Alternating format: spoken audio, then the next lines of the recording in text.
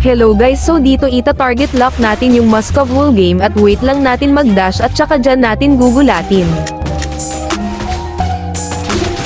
At ayun, nabigyan natin ganyan lang mag-easy first blood.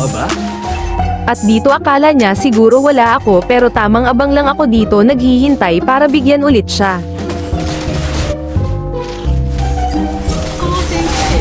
Siguro wala parentong alam na siya yung target lock ko buong game at hindi ko titigilan hanggang maging chocolate siya. At nakita ko nga yung Selena dito na lag ata pero di ko papansinin yan kasi focus lang ako sa goals ko na babaugin ko yung Muscov nila. Dito tamang abang lang sa bush kasi alam ko na magdi-def dito yung Muscov sa top at dito dadaan. Si ganun lang dapat advance ka mag-isip. Eh di sana nung una pa lang alam mo na wala kang pag-asa sa kanya.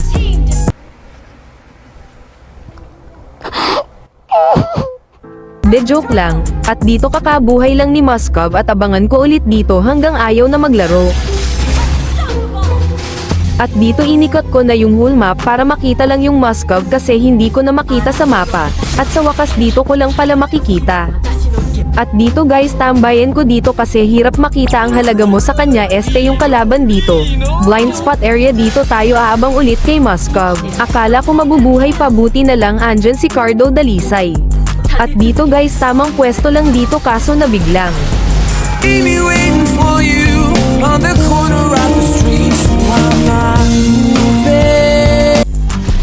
Kinabahan ako dun Buti na lang the man who can be moved sumanib sakin.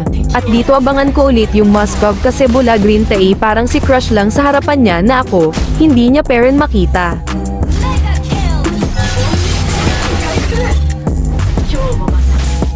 Dito tamang abang lang sa kanya mas masakit na sana kaso nagkamali ako dito kaya ako pa nabigyan.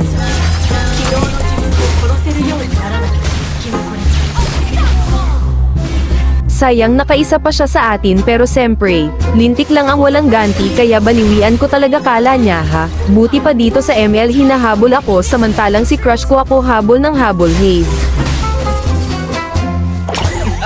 Kaya pa ba?